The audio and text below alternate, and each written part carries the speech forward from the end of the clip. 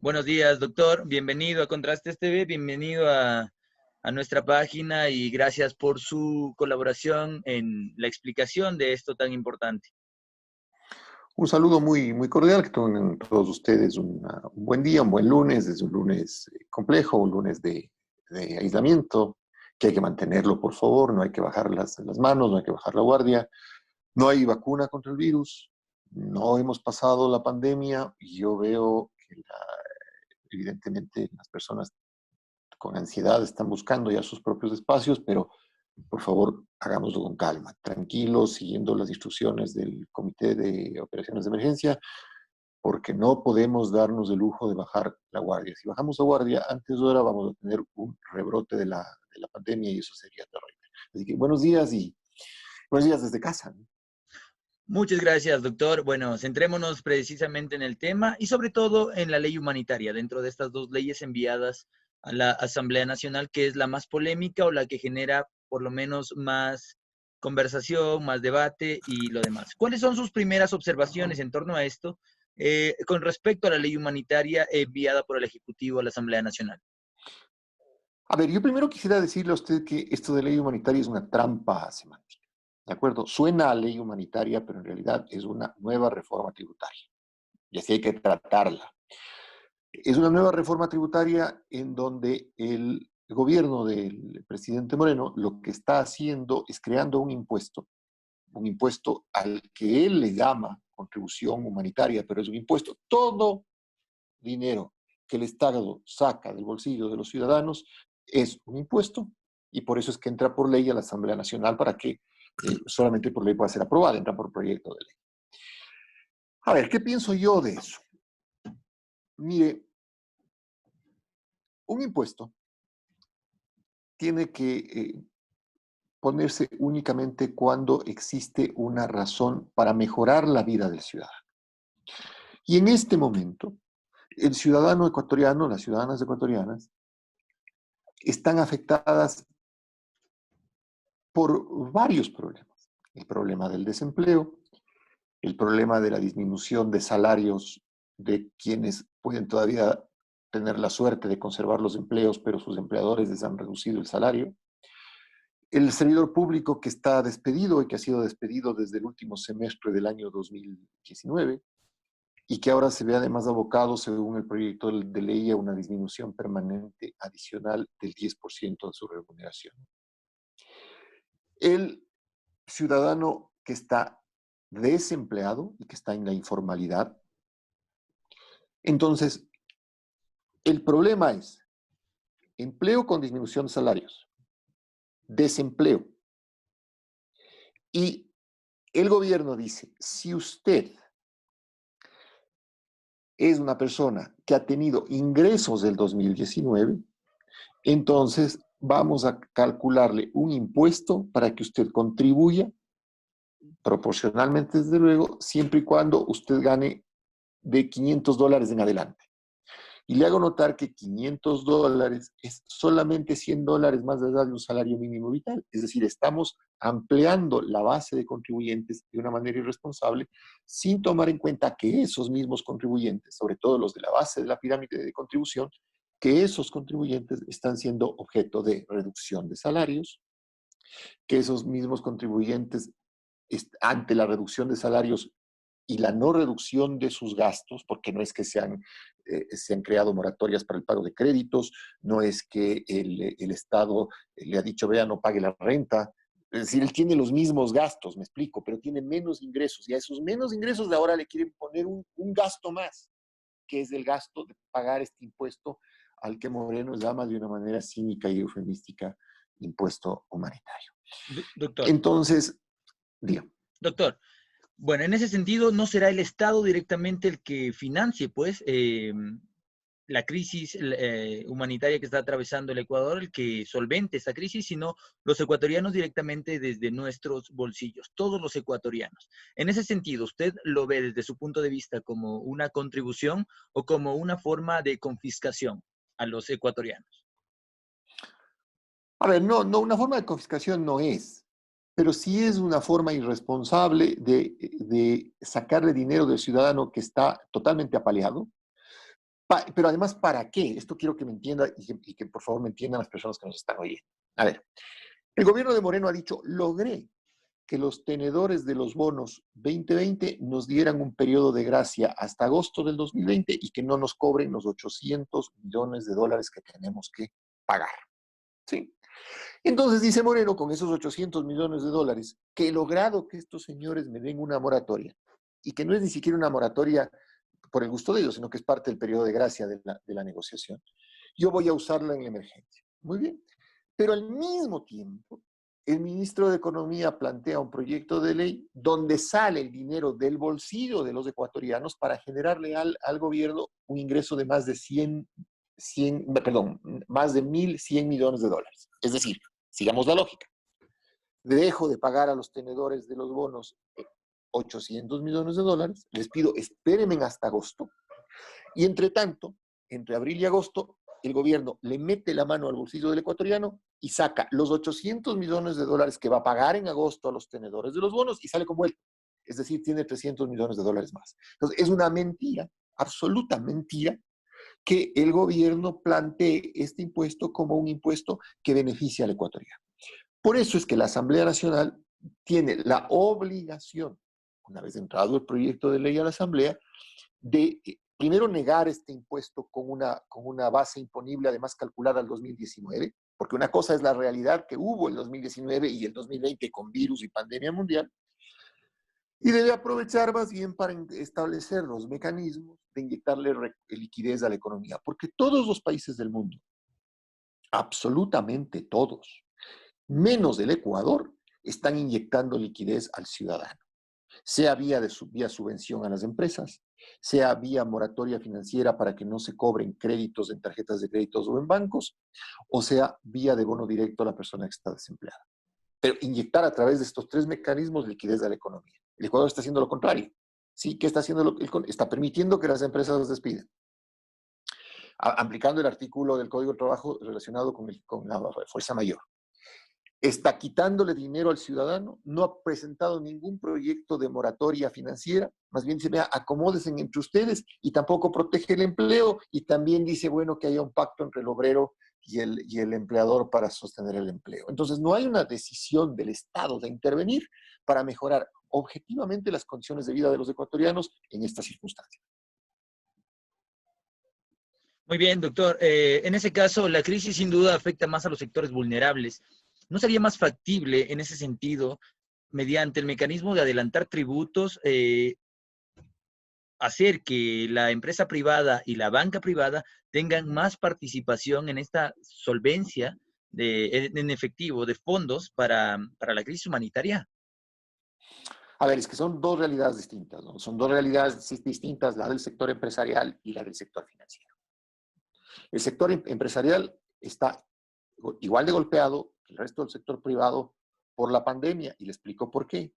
Porque el sector empresarial tiene que sostener la nómina de sus trabajadores y tiene que pagar impuestos, este impuesto que le van a poner en esta ley, y además de eso ha dejado de vender sus productos o de vender sus servicios. ¿Sí? La banca sí no ha parado. Es decir, la banca sigue cobrando los créditos, sigue recibiendo depósitos. Entonces son dos realidades distintas.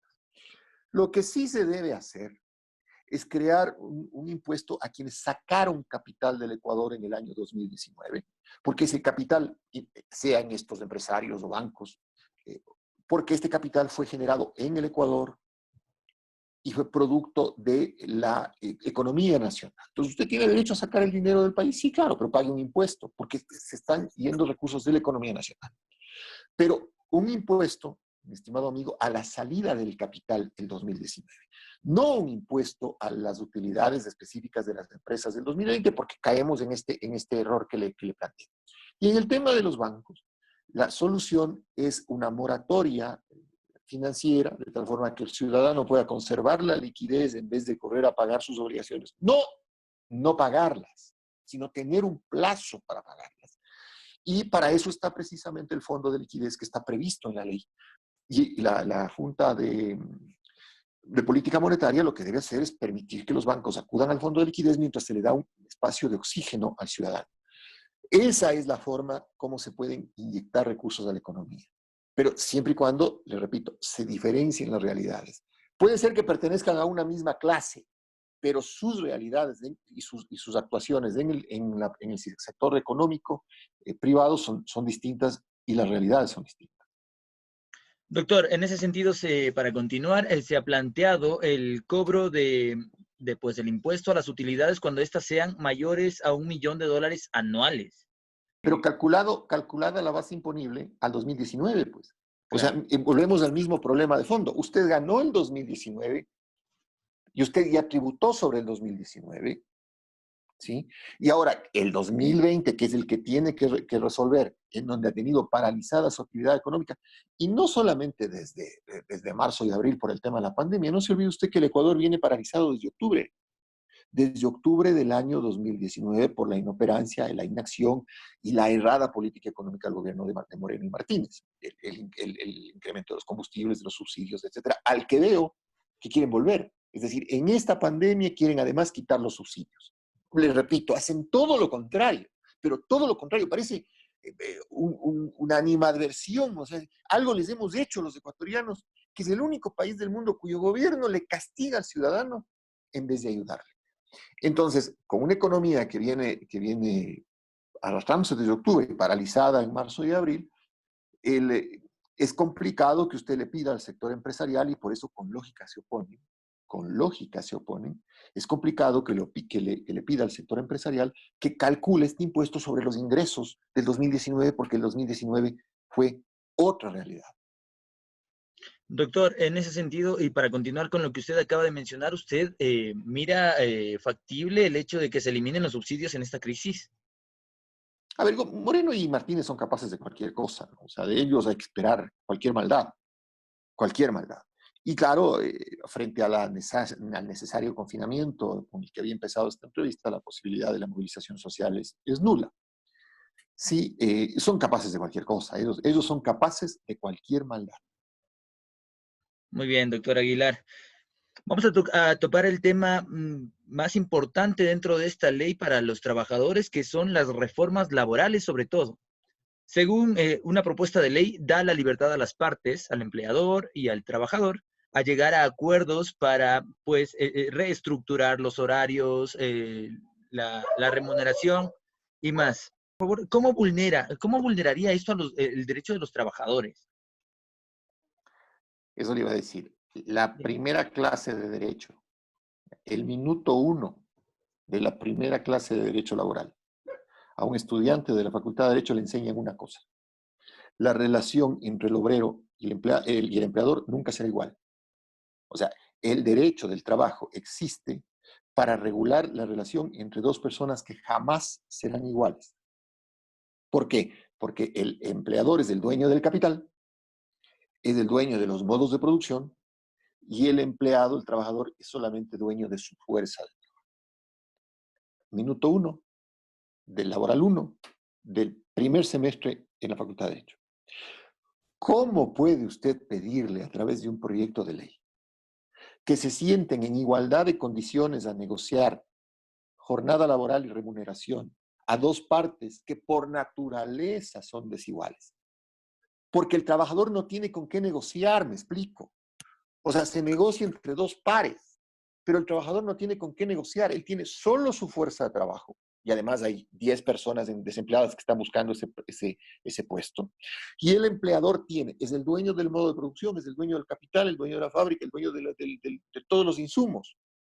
Entonces no hay paridad, que es la que exige cualquier negociación. Aquí el Estado debe decir: voy a regular la jornada laboral en tantas horas por un tema sanitario, y mi sugerencia, la mía, es: usted no despida a trabajadores, no les baje el sueldo. Yo, Estado, le voy a entregar a usted, empresario, una subvención, le voy a subvencionar su nómina por 4 meses, 5 meses, hasta que usted estabilice su producción y salimos de la pandemia. ¿Para qué? Para que sus trabajadores conserven el empleo, los trabajadores conserven liquidez, esa liquidez se inyecte al sistema económico y se mantenga el consumo y la recaudación del IVA. Sí, después el 2021, el 2022. Veremos cómo yo he estado, le subo el impuesto a la renta o como fuera, si es que esta medida ha resultado. Si no ha resultado, ok, para eso está el Estado, para sacar de sus recursos y salvarle al ciudadano. De lo contrario, no habría razón de ser del Estado. Me explico, pero esta pretendida negociación entre pares siempre va a terminar con acuerdos con mucho perjuicio para el trabajador. O sea, le van a decir, mira, o lo aceptas o te vas. Y la persona desesperada por conservar su trabajo, ¿qué va a hacer? Va a aceptar en condiciones absolutamente leoninas para conservar el trabajo, repito. ¿Por qué? Porque atrás de él hay 10, 15, 20 personas que están desempleadas y podrían aceptar el trabajo en las condiciones en las que fuera. Doctor, en este sentido, el trabajador queda a expensas, queda bajo el sometimiento de la voluntad del empleador, ¿no es cierto? Entonces Sí. regresarían el trabajo por horas, regresaría pues la flexibilización laboral y ¿cuál sería el camino que deberían tomar los trabajadores en ese sentido? Mire, yo creo que en este momento la organización sindical es fundamental, fundamental. Me parece a mí que y lo que establece la ley, además del derecho colectivo del trabajo, yo creo que es hora de que se pronuncien los sindicatos, de que es hora de que se pronuncien las asociaciones de empleados. O sea, no puede un empleado negociar él con el empleador, ¿sí? Por esta diferencia de la que hemos hablado. Pero si se agrupan los trabajadores, yo creo que los trabajadores podrán tener mejores condiciones de negociación. Sin embargo, yo creo que aún eso es imposible en la medida en la que afuera hay 100 gentes que pueden ser esquiroles, ¿no? Que es un esquirol, un tipo que entra y rompe una huelga y trabaja a nombre del empleado. Y además por necesidad, estas personas que están desempleadas, están en informalidad, están esperando un puesto de trabajo. Entonces, me parece a mí que si bien es cierto, los sindicatos y la organización laboral va a funcionar y debe funcionar, me parece a mí que es responsabilidad de la Asamblea Nacional en el proyecto de ley establecer normas claras desde el Estado para la regulación de jornada laboral y la regulación de remuneraciones. Correcto, doctor Aguilar. En ese sentido, también uno de los puntos más delicados dentro de la administración de esos fondos es el hecho de que el presidente de la República y bueno, todo su gabinete ministerial ha planteado la posibilidad de que sea una veeduría ciudadana. Y eso no nos queda muy claro cómo funcionará, bajo qué mecanismos funcionará y quién va a controlar los fondos de darse pues esta ley humanitaria por el gobierno nacional. La razón de ser del Estado es administrar impuestos.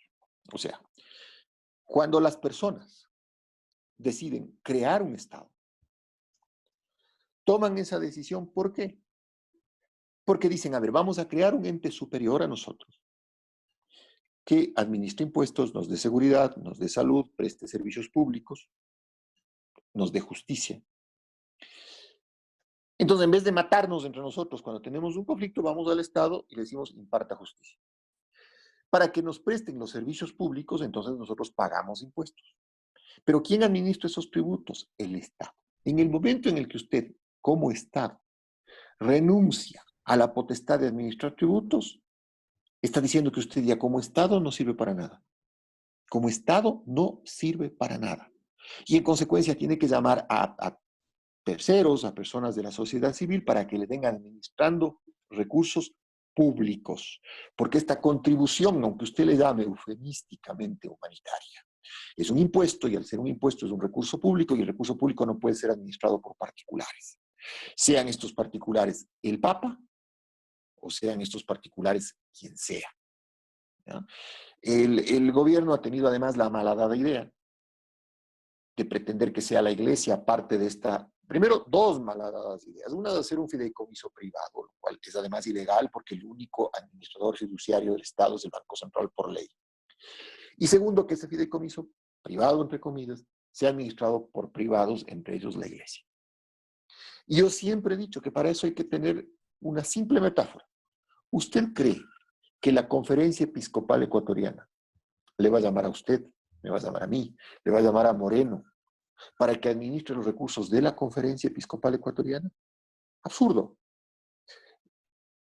no le pida a la conferencia episcopal que haga por el Estado, es decir, darle administrando recursos, lo que la conferencia episcopal no haría con sus propios recursos. Es decir, no le va a llamar al Estado así, señor Estado, deme administrando la plata de los curitas. ¿Me explico? Son una serie de ideas desatinadas, improvisadas, lamentables, que además en el segundo proyecto de ley, en ese que pretende regular las finanzas públicas, contiene incluso los mismos errores del proyecto de ley que fue negado ya por la Asamblea Nacional en noviembre del año anterior, de tal forma que debería ser devuelto sin más trámite, porque aquí el gobierno lo que quiere hacer es trampa. Cuando un proyecto es negado no puede ser tratado en un periodo inferior a un año, pero es todo parte de la improvisación, de la incapacidad, de la incompetencia, de la inoperancia del gobierno de Lenín Moreno. Aquel proyecto que usted menciona fue rechazado por la Asamblea Nacional en noviembre del año pasado. Y pues esta vez todavía existe esa posibilidad. El día viernes hubo un conversatorio con la ministra de Gobierno, María Paula Romo, a quien se le preguntó qué pasaba si la Asamblea no daba paso a la aprobación de esta ley. Y se le preguntó sobre la muerte cruzada, a lo que ella respondió que tendría que hacer lo que sea necesario para tener una salida a la crisis. ¿Usted cómo observa la posibilidad de una muerte cruzada en el país en estos momentos tan complejos? Vuelvo a decirle algo que le dije antes, de la señora Romo a mí no me sorprende absolutamente nada. O sea, de nadie del gobierno de Moreno me sorprende nada. Y además la señora que maneja la política, la señora Romo, es una mujer que no entiende la política sino en el conflicto. No entiende la política sino en el conflicto. Ella vive para amenazar, para combinar, para hacerse la enojada, para gruñir en un escenario de televisión y hacer que ese gruñido transmita miedo a los ecuatorianos. Y en este momento está gruñendo políticamente, estoy hablando de una manera simbólica, está gruñendo políticamente para hacerle tener miedo a la Asamblea, para que la Asamblea dé paso a la aprobación del proyecto de ley del Ejecutivo tal cual lo presentó. Pero creo que a estas alturas de la vida y a estas alturas del partido, todos tenemos claros que la señora Romo no es una persona que piense en la mayoría de los ecuatorianos, sino que lamentablemente transmite sus conflictos personales a la política y no puede entender una forma de hacer política que no sea de una manera conflictiva, violenta, intromisiva. Entonces, no me sorprende la amenaza. Y además de haber muerte cruzada, pues vamos a la muerte cruzada. Es decir, ¿cuál es el tema? La muerte cruzada implicaría que se tiene que elegir un gobierno hasta que se termine el periodo. ¿Sí? Ahora, en la práctica, un poco sacándonos las amenazas de la señora Romo, en la práctica, con pandemia, con una distancia de 2 metros entre personas, sin las grandes aglomeraciones, ¿cómo arma usted un proceso electoral en los próximos 6 meses? ¿Me entiende? Hay una imposibilidad de orden sanitario y físico. Entonces, no es de sorprenderse que lo que quieran en el fondo es que con el aval de la Corte Constitucional, que es una corte de cartón, producto del acuerdo entre Moreno y Trujillo, que esa Corte Constitucional no es de sorprenderse que les diga, ok, muerte cruzada y ustedes terminen gobernando por decreto hasta el 2021. ¿Sí? Pero de todos modos, yo creo que eso, que es un mecanismo constitucional o de la muerte cruzada, no puede ser como una espada de Damocles que le atemorice a la Asamblea y que la Asamblea renuncie a ponerse del lado del pueblo, que son sus electores, y se ponga del lado de la señora Romo porque les gruye en televisión. Sin embargo, ha habido el pronunciamiento recientemente, ¿no? Hoy en la mañana hubo el pronunciamiento del ministro de Finanzas, Richard Martínez, dando a entender que sí, que la Asamblea Nacional daría paso a la aprobación de esta propuesta de ley. En ese sentido, doctor Aguilar, para ir concluyendo ya, habrá despidos en el sector público y en el sector privado. Habrá vulneración a los trabajadores, al derecho de los trabajadores y pues cuál es nuestra opción como ciudadanos, cómo podemos nosotros también dar a conocer nuestro punto de vista, nuestras críticas, nuestro rol en esta crisis que nos cogió de sorpresa de repente. Mire, lo primero es ejercer el derecho a la resistencia, ¿no? O sea, si es que imponen un impuesto absurdo a personas que ganan $500, tomando en cuenta los ingresos que tuvieron el año anterior y no la realidad presente, no pagar ese impuesto. No pagar ese impuesto. Además de impugnarlo en las vías judiciales correspondientes, pero no pagarlo primero. Porque no se puede caer en esta actitud de malevo del gobierno, ¿no? Porque esta actitud de malevo, de, a ver, te amenazo. Y la segunda cosa, desde luego, es seguir teniendo una voz crítica, fuerte, firme en redes sociales, que es en este momento del partido lo único que teme el gobierno. La expresión legítima de las personas a través de redes sociales y de estos medios alternativos de comunicación, porque obviamente los grandes medios corporativos y oficiales están de voceros de la banca y del gobierno, ni siquiera de los empresarios. Entonces hay que mantener la voz firme, la voz altiva, ejercer el derecho a la resistencia. Pero para eso, mi querido amigo, hay que estar sanos. Y lo primero es salir de la pandemia. Muy bien, mi estimado doctor Aguilar, muchas gracias por su tiempo. Y bueno, a partir de aquí podemos continuar con otro tema que me asalta de repente y que es muy grave para todos los ecuatorianos también, que es el tema de la sanidad dentro de las prisiones del país. ¿Cómo observa usted eso? Mire, ese es un tema muy, muy complejo.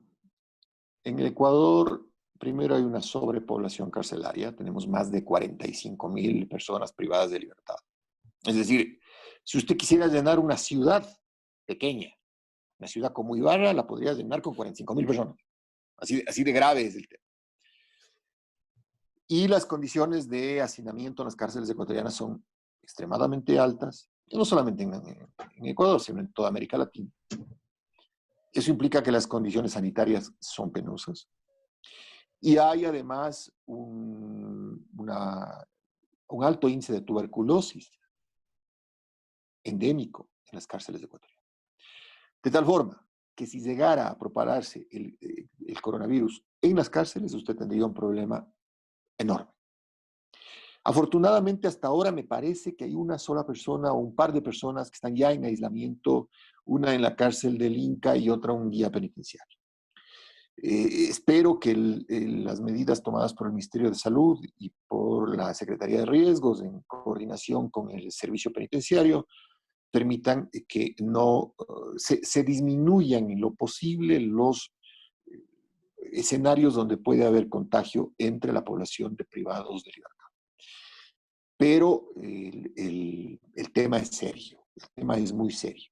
Ahora, mucha gente, desde luego, incluso la señora Bachelet, desde el Alto Comisionado de Derechos Humanos, ha dicho, bueno, procuren liberar presos que estén con más del 40% de la pena cumplida. Yo le diría, sí es una alternativa, ¿sí? Pero si esa persona privada de la libertad sale de la cárcel por efectos de evitar que se contagie y llega a su barrio, donde el barrio es una sola fiesta, ¿sí? Entonces no hemos logrado el objetivo sanitario.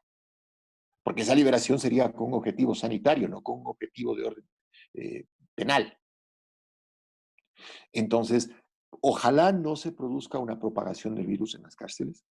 Ahora, de hacerlo habría que tomar medidas de excarcelación y de aislamiento, sin duda, pero el problema es parte del problema mayor, que es el problema del comportamiento que tiene también la sociedad ecuatoriana, que le veo como iniciaba, como le había dicho al inicio de esta entrevista, como iniciábamos la entrevista, que no alcanza a dimensionar que mientras no tengamos vacuna o mientras las autoridades nos digan que el tema está bajo control, hay que mantenerse en casa porque de lo contrario el rebrote puede ser mayor. ¿Y la gente de Quito se ha relajado en ese sentido? Porque los casos han aumentado exponencialmente y vemos imágenes de gente comprando en el centro histórico, saliendo. ¿La gente se ha relajado un poquito en Quito? Sin duda. Sin duda he tenido un par de tweets con el alcalde y el alcalde Yunda lo está haciendo bastante bien dentro del ámbito de sus competencias y dentro de la alcaldía. O sea, dentro de lo que puede hacer el municipio de Quito, que hay cosas que puede hacer y cosas que no puede hacer porque está. Pero Yunda lo ha hecho bastante bien en el ámbito de sus competencias. Y le he puesto estos días un par de tweets al alcalde que ha tenido la gentileza de contestármelos, que también es de agradecer, por esa relación directa entre el alcalde y los ciudadanos, en donde le he dicho, mira, alcalde, la ciudad se está relajando, la ciudad está bajando la guardia, y aquí hay que entender, como entienden los españoles, que mientras no pasa el rabo, todo es toro. Es decir, todo le puede cornear, ¿de acuerdo? Mientras no haya vacuna o mientras no las autoridades nos digan, señores, el virus está controlado y hay que tomar además un cierto protocolo de reinserción a la actividad normal, no salga de casa. Pero así salir a la buena de Dios, como están saliendo las personas, porque piensan que no ha de pasar nada, es una irresponsabilidad total. Pero les repito, también hay que darle al gobierno su parte de responsabilidad, pero a la ciudadanía la suya. ¿Qué responsabilidad tiene el gobierno si el ciudadano ya decide saltarse todas las instrucciones que le están dando desde el COE? Porque, le repito, para mí, el COE está haciendo lo que puede. Otto Sonnenhosner está haciendo lo que puede. La señora directora del Servicio de Secretaría de Riesgos está haciendo lo que puede. Salud está haciendo más allá de lo que puede. Fuerzas Armadas y Policía están haciendo lo que pueden. Pero también hay que tomar en cuenta que los ciudadanos debemos poner de nuestra parte. Ahora, si no ponemos de nuestra parte, ¿qué podemos hacer? ¿Qué podemos hacer? Muy bien, doctor. Muchas gracias, doctor Ramiro Aguilar. Para terminar, sus conclusiones, sus mensajes a la ciudadanía en torno a estos temas tratados en esta entrevista.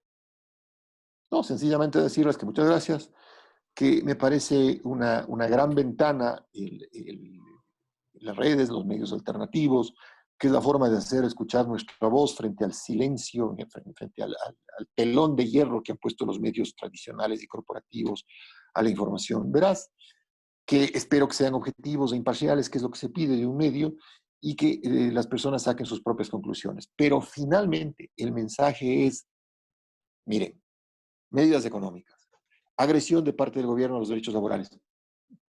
A todo podemos revertirlo, menos a la muerte. Y para no morir y no enfermar a los demás, hay que cuidarnos y no bajar la guardia. Creo que ese es el mensaje final. Doctor Ramiro Aguilar, recuerde que Contrastes TV es su casa cuando quiera. Nosotros estamos prestos a escucharlo, a que participe con nosotros para pues explicar lo que sucede en el país a nuestros seguidores dentro de redes sociales. Doctor Ramiro Aguilar, muchas gracias, que tenga buen día y pues cuídese y a continuar con el confinamiento. Les agradezco mucho. Un buen día a todos ustedes. Muy amable. Hasta luego.